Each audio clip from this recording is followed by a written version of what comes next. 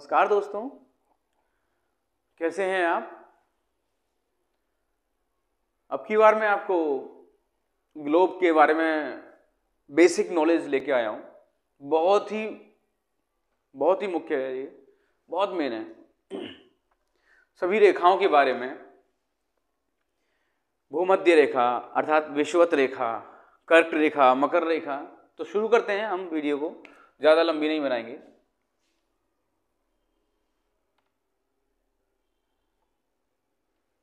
ठीक है, ये मध्य से होके जाती है।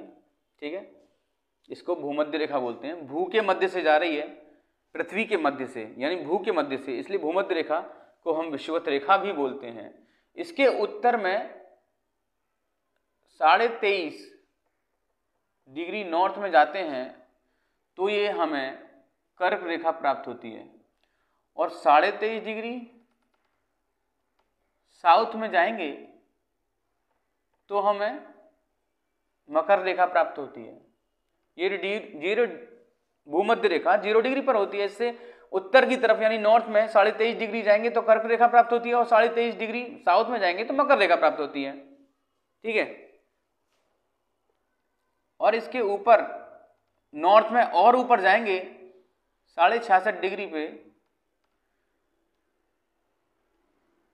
ये अक्षांश रेखा है ना। ठीक है, इस रेखा को हम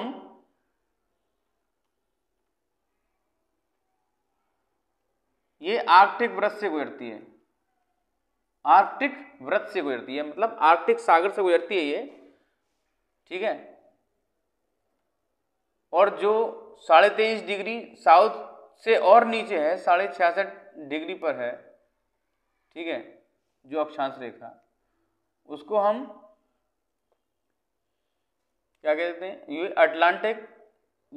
अटलांटिक सागर से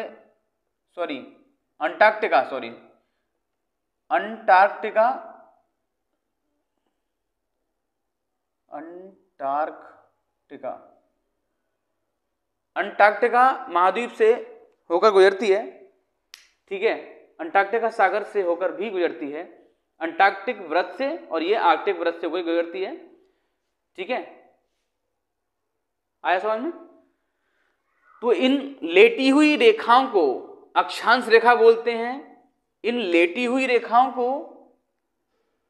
लेटीट्यूड रेखाएं बोलते हैं। ठीक है, हिंदी में इन्हें अक्षांश रेखाएं बोलते हैं। अरे तू लेटी रहे, अच्छा है, चल लेटी रहे, अच्छा है तू लेटी रहे। समझ में आया ट्रिक। अगर ये रेखाएं होंगी तो ये क्या कहलाएंगी, ये कहलाएंगी, ये जो रेखाएं कहलाएंगी ये लॉन्गिट्यूड रेखाएं कहलाएंगी। लंबी लंबी जो रेखाएं हैं वो लॉन्गिट्यूड रेखाएं हैं। ठीक है, यानी देशांतर रेखाएं। ठीक है, अब मैं देशांतर रेखाओं के बारे में आपको बताऊंगा।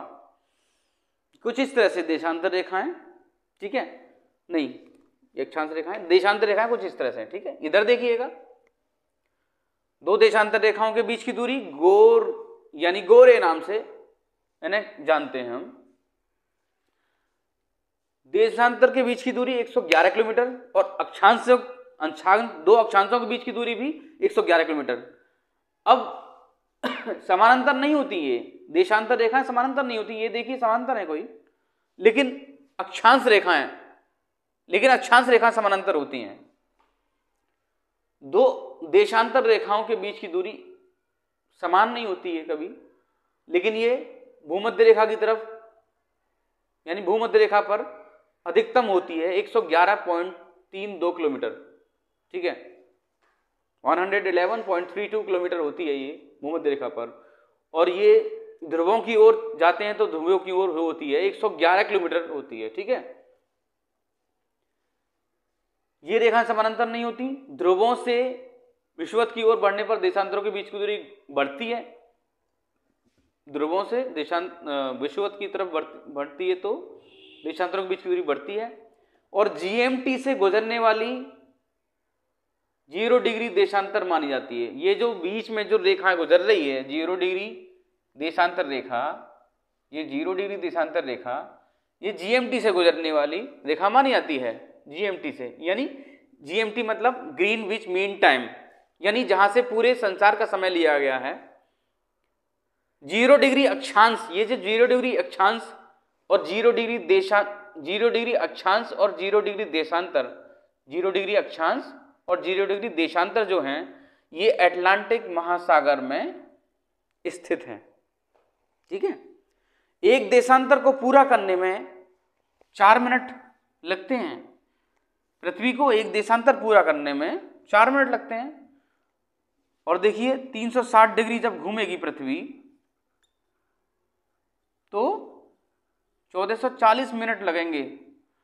और 1440 मिनट का मतलब क्या होता है, 1440 मिनट को हम घंटे में कन्वर्ट करेंगे तो 60 से डिवाइड करेंगे और ये 24 आवर्स आ जाएगा। तो आप समझ चुके होंगे कि 24 घंटे अपनी धुरी पर पृथ्वी को यूं घूमने में लगते हैं। पृथ्वी को यूं घूमने में 24 घंटे लगते हैं और सूरज की ओर चारों ओर चक्कर लगाती है तो 365 दिन